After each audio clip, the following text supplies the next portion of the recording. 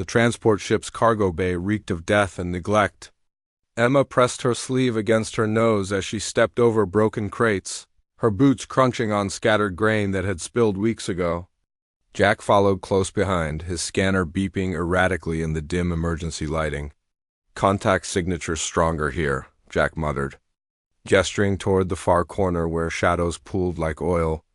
"But I'm not reading any adults, just dot. Small heat signatures, multiple." Emma's hand instinctively moved to her sidearm. The Carthax were the galaxy's most feared apex predators, 8 feet of scaled muscle, razor claws and teeth that could punch through combat armor. Their empire had terrorized 3 sectors before the Coalition finally pushed them back. This abandoned vessel was supposed to be empty, a derelict from the retreat. A whimper cut through the silence. Emma froze. She'd heard Carthax war cries that curdled blood, heard their hunting screams that echoed across battlefields, but never this. Never something so fragile. She lowered her weapon and moved forward. Jack caught her arm. Wait. Could be a trap." "That's a baby crying, Jack." Behind a toppled container, huddled in a nest of torn fabric and their own filth, were 6 Carthax cubs. Their scales were dull, their eyes too large for their gaunt faces. The smallest, one barely the size of a human toddler, looked up at Emma and made that sound again. Not a predator's growl. A plea. "Jesus," Jack breathed. They left them. They actually left their own young behind. Emma holstered her weapon and crouched down. Every protocol, every regulation screamed at her to walk away. The Carthax had burned human colonies, had taken thousands of lives. Command would say these cubs would grow into the same monsters, but Emma saw her own daughter in those desperate eyes. She saw hunger, fear, and abandonment. "Get the med kit," she said quietly, 3 months later. Station Perimeter 7 had become something the galaxy had never seen. A human raising Carthax young, the Council had tried to take them. Emma had refused, citing obscure asylum laws and daring anyone to physically remove cubs from a human caretaker who'd claimed protective custody. Jack had stood beside her, and together they'd made it clear. These children were under their protection now. The cubs Emma had named them. Since Carthax apparently didn't name offspring until they proved themselves and combat followed her everywhere. Razor, the eldest, had already grown to her shoulder height. Swift moved like liquid shadow. Spike, Ghost, Fang, and Tiny Ember, the runt, formed a pack that answered only to Emma's voice. "They're still predators," Admiral Zhang said during his inspection visit, watching the cubs practice in the station's modified gymnasium. "You can't change their nature." Emma smiled as she watched Ember successfully complete an obstacle course, her siblings clicking encouragement. "I'm not trying to change their nature, Admiral. I'm giving them a choice about who they become." Jack approached with datapads. "The Coalition intelligence brief you requested. Carthax military doctrine, social structure, psychological profiles." He paused. "Everything we know about how they train their warriors." "And everything they do wrong," Emma added, taking the pads.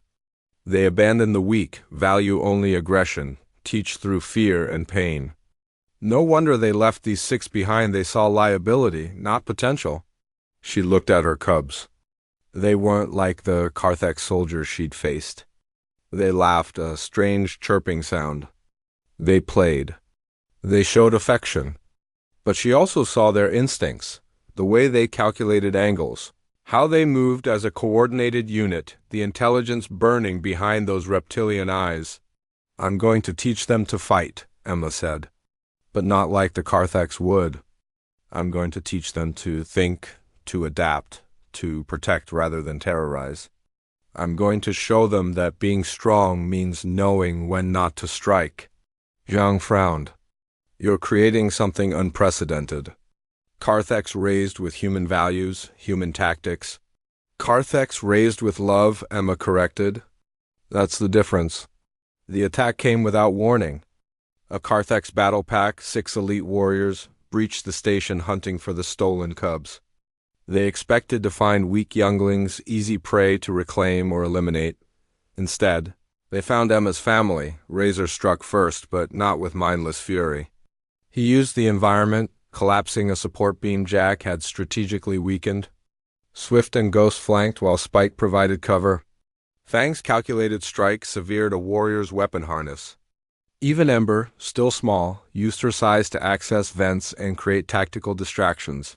Emma and Jack fought beside them, Human and Carthex moving as one unit. The cubs didn't just fight, they protected. When an attacker lunged for Emma, 3 cubs intercepted with coordinated precision that would have made any military instructor weep. The Carthex warriors retreated, wounded and confused. They'd never encountered Carthex who fought with purpose beyond dominance, who protected the weak instead of culling them. As medical teams arrived, Emma gathered her cubs close. They were bloodied but victorious, and more importantly, they'd chosen mercy. The defeated warriors lived because Emma's cubs had learned that strength wasn't about how much you could destroy. Jack bandaged a cut on Ember's foreleg while the little cub chirped contentedly. "You know what you've done, right?" he said to Emma. "You've proven something impossible. You've shown that nurture can reshape nature, that where you come from doesn't determine where you go." Emma watched Razor gently help a wounded station worker to safety, saw Swift checking on the scared children in the shelter, witnessed Fang standing guard with protective intensity that would have made any parent proud. "I didn't transform them into warriors," Emma said softly. "I transformed them into something better. I gave them the choice to be warriors who protect instead of conquer. That's the human way, Jack. We don't believe in throwing away potential. We believe in second chances, in building rather than burning." Admiral Zhang's voice crackled over the com. "Station Perimeter 7, Coalition Command has reviewed the engagement. I'm authorized to inform you that ... you're being assigned 6 more cubs. Refugees from the border conflicts. Someone needs to teach them there's another way." Emma smiled as her pack gathered around her, their scales now gleaming with health, their eyes bright with purpose. The galaxy had abandoned these predators once. Humanity had given them something to fight for.